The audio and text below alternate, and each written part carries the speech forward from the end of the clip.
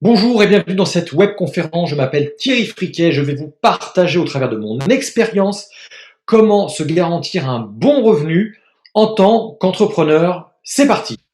Moi, ce que je vous invite à faire pour que cette conférence vous apporte le maximum, évitez toutes les perturbations, déconnectez-vous des réseaux sociaux, évitez d'avoir à discuter avec des amis, etc. Coupez votre smartphone, mettez un casque, prenez de l'eau, buvez de l'eau, et puis surtout de quoi prendre des notes, puisque c'est une web conférence à caractère vraiment de formation, et que vous allez pouvoir vraiment implémenter tout le contenu pour votre business, en tout cas votre projet.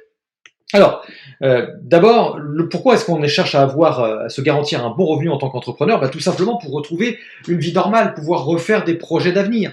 Peut-être qu'aujourd'hui vous êtes déjà entrepreneur depuis quelques années et que finalement vous avez un business qui tourne mais qui vous garantit pas forcément une sérénité par rapport à vos revenus, ou tout simplement vous avez pour le projet de créer ou vous venez tout juste de créer. Alors comment est-ce qu'on se garantit un bon revenu d'entrepreneur avec une organisation qui est imperturbable, c'est-à-dire quoi qu'il arrive autour de nous, qui reste équilibré, qui vous confère un équilibre entre votre vie personnelle, votre vie professionnelle, solide, pas un espèce d'effet feu de paille, et puis bien sûr qui vous permettent d'avoir une certaine rémunération.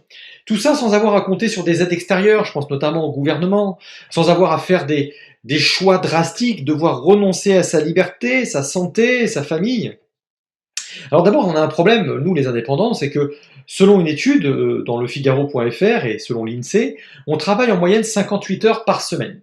Notre revenu est souvent en moyenne, 3 444 euros par mois, 14 euros de l'heure, et puis certains ont du mal à se vendre à leur juste valeur. Parfois, certains disent, faut que j'accepte tous les business qui se présentent à moi parce que faut bien manger.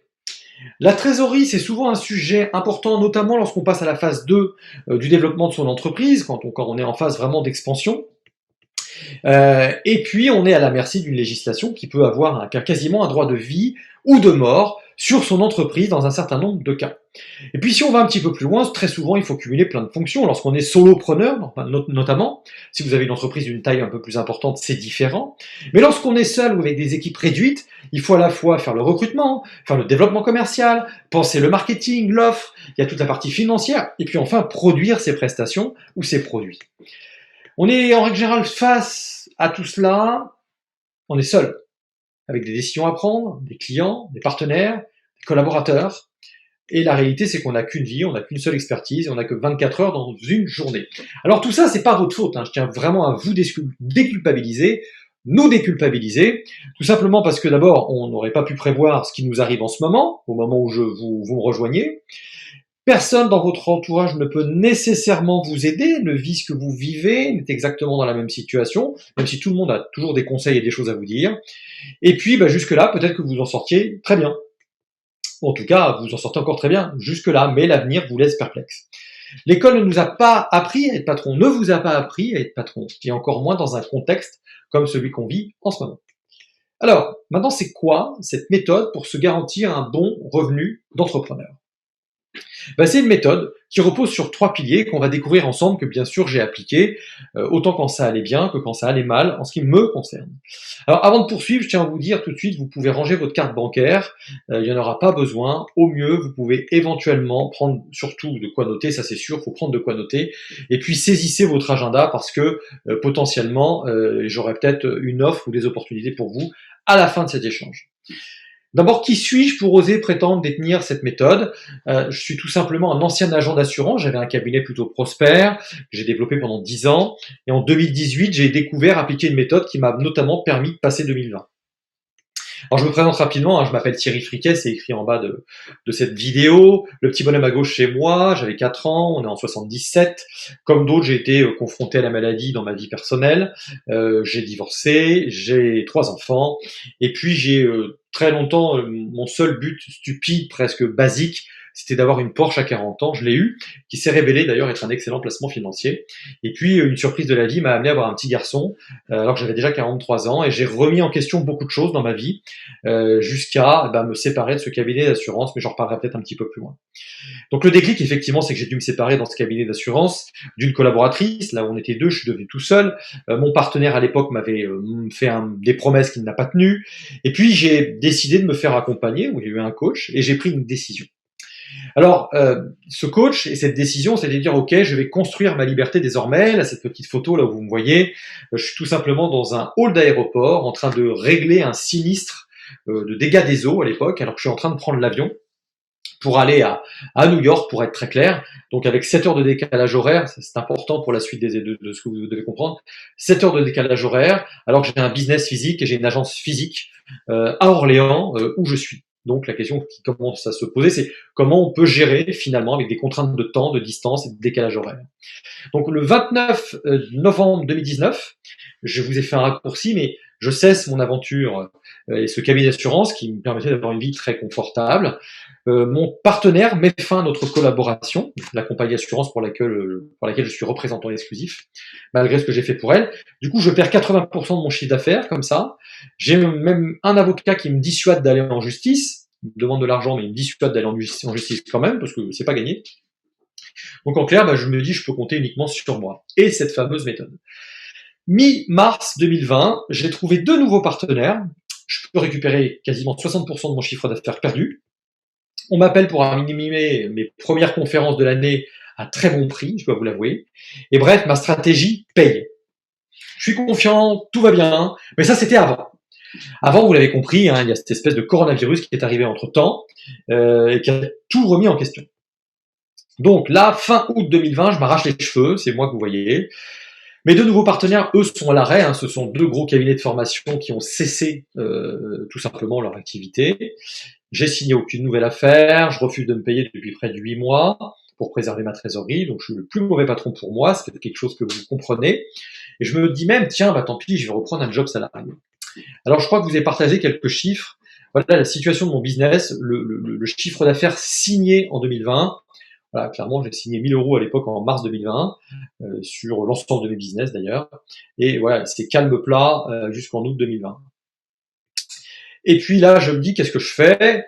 J'appelle à l'aide, parce que seul, on ne peut pas faire grand-chose. Donc j'appelle à l'aide, je revois l'ordre de ma stratégie que j'avais déjà écrite, et je me remets en action. Et là, d'un coup, je vous remonte que quelques chiffres, mais je vous donnerai à l'oral les chiffres qui sont réels maintenant à l'heure où je tourne cette vidéo. Et du coup, je remets en œuvre ma stratégie, je revois l'ordre, et finalement, je recommence à signer, jusqu'à signer 22 000 euros de chiffre d'affaires en octobre 2020. Après, je suis toujours en activité, mais dans les signatures, on est à 0 en novembre, mais je repasse à 5 000 en décembre. Et à l'heure où je vous parle, on est sur un trend de 6 000 – 7 000 euros de signatures mensuelles.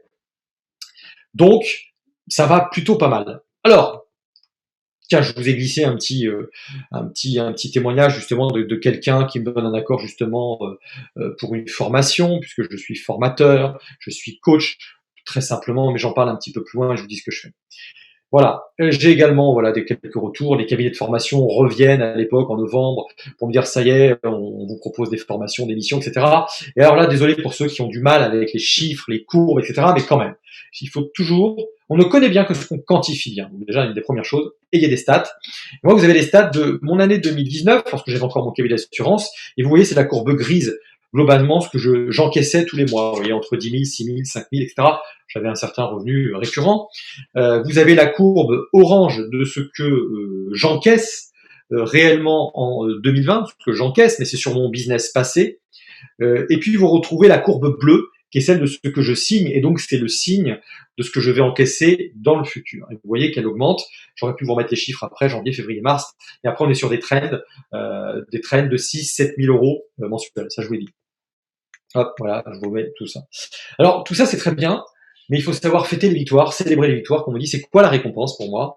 C'est de pouvoir réenvisager des vacances à l'époque, de ne pas faire subir à ma famille les décisions que j'avais prises et le poids de mes décisions. Pourquoi je fais ce webinaire? C'est enfin là ma mission. Ma mission aujourd'hui, c'est d'aider des entrepreneurs à construire ou reconstruire leur liberté. Tous n'ont pas forcément l'accompagnement, la chance, les moyens que j'ai mis en place, et c'est ce que je mets à votre disposition. Pourquoi? Parce que j'ai quelques personnes autour de moi qui m'ont dit Thierry, il faut absolument que tu aides les gens à être plus commerçants, plus commercial, parce que j'ai ce don a priori et cette capacité à faire. Alors pourquoi vous devez rester jusqu'au bout? Et je vous invite vraiment à voir les 3 piliers que je découvrirai peut-être d'ailleurs en 3 séquences, tout simplement pour vous éviter de laisser votre business aux mains d'une crise ou des crises que vous allez vivre. de perdre le contrôle de votre activité, tout ça pour vous permettre de vivre de votre liberté d'entreprendre, de continuer à servir vos idéaux, et puis tout simplement vivre votre vie de façon imperturbable, quoi qu'il arrive. Tout cela en profitant de toutes les opportunités qui apparaissent autour de vous, même en pleine crise. Pour vous encourager en bonus, moi pour vous aider à passer à l'action, bien sûr, j'offrirai à ceux qui resteront jusqu'au bout le guide stratégique de cette conférence, comme ça vous pourrez y revenir à tout moment. Puis pour vous permettre d'aller encore plus loin, je vais vous détailler à la fin cette opportunité que vous pouvez saisir dès maintenant pour réaliser votre vie idéale d'entrepreneur. Alors, cette conférence, vraiment, elle est pour vous, si vous êtes un travailleur indépendant, un dirigeant, même un agent commercial, que vous soyez tout juste dans la réflexion de créer quelque chose, que vous ayez créé depuis 1 an, ou vous ayez créé depuis 10 ans. Si vous souhaitez gagner du temps, développer du bon chiffre d'affaires, pas n'importe quel chiffre d'affaires, et surtout de façon pérenne, de façon équilibrée, de façon sereine, pour continuer à vous faire plaisir au quotidien avec des tâches qui vous font grandir. Alors, on continue. C'est surtout pour vous, si vous ne supportez plus de devoir subir un quotidien imposé, si vous avez des équipes et que vous devez ramer pour les mobiliser, pour les faire bouger, si vous stressez pour trouver de nouveaux clients, c'est vraiment pour vous. Si vous avez envie de vous démarquer par rapport à des confrères, évitez de faire du déjà vu. Si vous avez besoin d'un challenge, si vous avez besoin que vos proches soient fiers de vous, que vous voulez pérenniser vos revenus, arrêtez d'être dépendant. Et puis surtout, arrêtez de sacrifier tout en apportant un maximum de valeur aux gens qui sont autour de vous.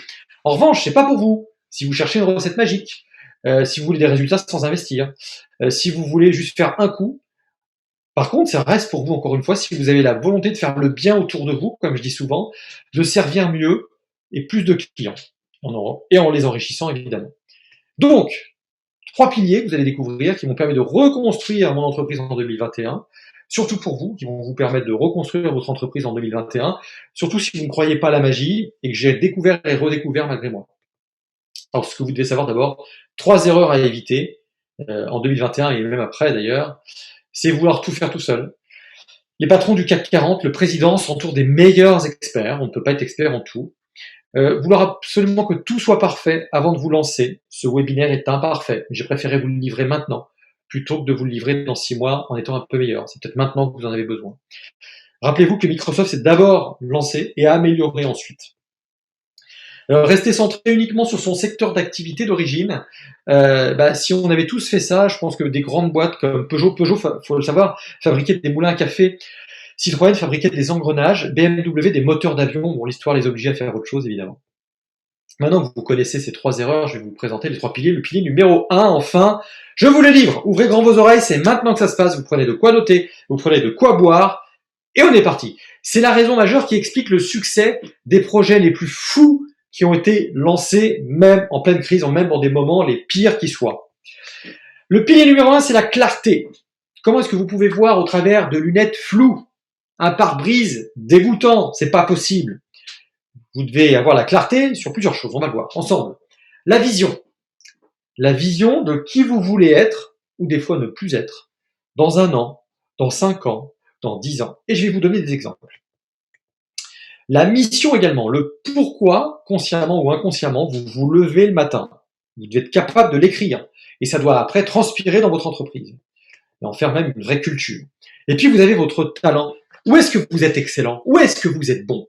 Ce qui va vous aider après à savoir ce que vous devez faire vous-même et après déléguer. Parce que vous ne serez que médiocre éventuellement là où vous n'avez pas de talent. Là où d'autres, en revanche, c'est leur talent. Et il faut le leur donner. C'est une chose très difficile à faire, on appelle ça la délégation. Mais c'est un autre sujet. Alors, exemple très classique sur la clarté de la vision. Walt Disney Productions 2029, pardon. En 1929, pardon, pour ceux qui ne se rappelleraient pas, c'est une année hyper noire, 1929. On est en pleine crise. Et lui, il trouve pas mieux que de se dire, tiens, je vais créer Walt Disney Studios. Je vais créer des studios de cinéma. On lui dit, mais t'es fou, quoi, toi, oh, c'est la crise. Et lui, sa vision, je veux devenir le numéro 1 dans la production du divertissement. Et on connaît la légende, il a fait une centaine de banques avant qu'il y en ait un qui dise oui, je veux bien vous financer. Alors, premier atelier, je vous invite déjà à noter sur le côté, vous pourrez faire une pause. Faites une pause sur cette vidéo et maintenant, prenez le temps de noter qui vous voulez être dans 5 ans, dans 1 an, dans 5 ans, dans 10 ans.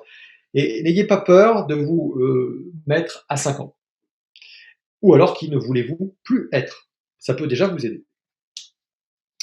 Maintenant que vous avez vu, on a vu la partie, la vision de qui vous voulez être. Maintenant, c'est OK, vous êtes revenu avec moi, vous avez refait play, je vous invite à revenir dessus si on n'a pas pris assez de temps. La clarté sur votre mission, ce fameux pourquoi. Et je vous invite à aller voir la vidéo de Simon Sinek, un TEDx de Simon Sinek qui est traduit si vous ne parlez pas anglais, activez les sous-titres. Et en fait, il nous explique que tout part du pourquoi. Très souvent, les gens pensent tout de suite à la finalité, au produit. Je vais fabriquer des imprimantes 3D, je vais faire de la communication digitale, je vais faire du marketing vidéo, je vais faire des vidéos pour des gens, je vais être sophrologue. Je vous sors quelques exemples comme ça. Eh bien, je vais être médecin. Mais en réalité, tout ça, c'est le produit, c'est ce qui sort au bout de la chaîne. Mais ce qui vraiment anime tout ça, c'est le cœur. Et comme par hasard, je vous mets le point rose au milieu, c'est le cœur de ce qui vous anime pour faire ça. Et tant que vous n'avez pas cette mission claire à l'esprit, écrite, être capable de l'écrire, vous allez naviguer à vue. Bien sûr qu'heureusement les choses sont bien faites, et l'être humain a un cap, mais ça reste flou, on est au travers d'un pare-brise sale. Donc il dit partez du pourquoi. Et c'est pour ça que vous verrez dans ma présentation, je vous dis aider les indépendants à gagner leur liberté. Après, je suis dans le comment, en transformant leurs affaires et leurs finances. Mais vraiment ça, c'est ça. Moi, ma mission, c'est provoquer pour révéler. C'est provoquer pour révéler. Voilà ma mission. Je faisais le travail avec un ami dirigeant d'entreprise. On a trouvé sa mission. Lui, c'est inspirer, c'est briller pour inspirer, pardon. Briller pour inspirer. Et il comprend mieux maintenant pourquoi il veut pousser ses collaborateurs, pourquoi il veut leur donner des choses, pourquoi certains lui reprochent d'avoir des objectifs un petit peu trop grands. Mais lui, il a besoin de briller parce qu'il sait qu'en brillant, il va inspirer des gens et il va permettre à des gens de grandir. Et là, tout d'un coup, ça devient clair. Et quand ça devient compliqué au quotidien, quand les choses sont difficiles parce que c'est difficile d'entreprendre et qu'il y a des moments où on a envie de raccrocher, eh ben, on reprend notre mission et on se dit c'est ma mission. Et je dois faire ça pour les autres. Si vous avez du mal avec ça, imaginez un seul instant, et je vous ai donné comme dernier exemple, de celui qui dit « je veux être médecin ». Mais en fait, quand on travaille un peu sur ces gens-là et sur ces vocations, ce sont des vocations, on s'aperçoit qu'en fait, ce qu'ils veulent, c'est sauver des vies, par exemple. Donc comment est-ce que vous pourriez vous lever un matin en disant, alors que vous êtes médecin et que votre mission, c'est sauver des vies, et bien comment vous pourriez vous dire « non, ce matin, j'y vais pas ». Mais votre métier, votre mission, c'est de sauver des vies. Donc d'ailleurs, après, il y a une autre problématique, c'est lorsqu'on est prisonnier de sa mission. Bon, allez, on est parti. Vous aurez compris. Je vous mettrai pas cet exemple de Marie-Amélie Le Fur, mais je vous le fais sur des conférences en live notamment. Allez voir. Marie-Amélie Le Fur, je vous fais juste une petite synthèse. Marie-Amélie Le Fur, c'est une polyathlète championne. Elle est handicapée. Elle a un handicap, elle a perdu l'usage de sa jambe, d'une de ses jambes, et elle était destinée à devenir pompier, justement. Et malheureusement, elle a eu un accident à l'âge de 15 ans, elle a été renversée par un véhicule, elle a perdu l'usage de sa jambe, alors qu'elle se préparait depuis très longtemps, depuis 10 ans peut-être, à devenir pompière. Et elle a changé de cap, elle est devenue recordwoman d'ailleurs, et j'ai eu la chance de la rencontrer. Et je lui ai dit, mais c'est quoi votre pourquoi? On appelle ça le pourquoi, la mission, c'est quoi votre pourquoi? Et elle me dit, elle n'avait pas eu besoin de travailler d'ailleurs et de l'écrire, parce qu'elle ne savait pas me répondre directement. Mais Marie-Amélie me dit, ben moi ce que j'aime, c'est quand je vois de la joie dans les gens, la joie dans les yeux des gens lorsque je gagne. Et par rapport à son histoire, on a discuté, ce qui l'a fait prendre ce cap d'aller gagner des coupes, d'aller gagner des courses, c'est quand elle a vu la détresse dans les yeux de ses parents, alors qu'elle venait de perdre sa jambe, qu'on venait de la lui amputer, et qu'elle était le matin au réveil, ou en tout cas peu de temps après l'opération, et que ses parents l'ont regardée avec plein de détresse dans les yeux, peut-être presque de la compassion, de la pitié. Ils étaient dégoûtés parce qu'ils disaient mais notre fille elle voulait être pompier et elle pourra jamais être pompier avec une jambe en moins. Et elle a dit, en fait, ça a été le déclic pour elle, le déclencheur. Elle dit, je veux plus jamais voir de tristesse dans les yeux des gens qui sont autour de moi. Je ne veux pas générer de tristesse, je veux générer de la joie. Et elle a trouvé comment générer de la joie, justement, au travers de la compétition. Allez, j'espère que vous aurez compris l'essentiel. Continuons, mes chers amis. Le talent, maintenant. Alors, pilier numéro 1, on l'a compris. Maintenant, clarté ou brouillard, on va parler de votre talent et notamment de cette zone d'excellence. Il est absolument important, tac, et ben elle est partie. Votre zone d'excellence, elle est faite d'un certain nombre de choses. Vous devez savoir là où vous êtes bon. Et au milieu de cette zone d'excellence, vous avez votre talent. Il y a des exercices pour ça. Et une fois que vous savez exactement quel est votre talent et où est-ce que vous êtes bon, donc sur votre zone d'excellence, je vous ai donné l'exemple de Philippe Stark.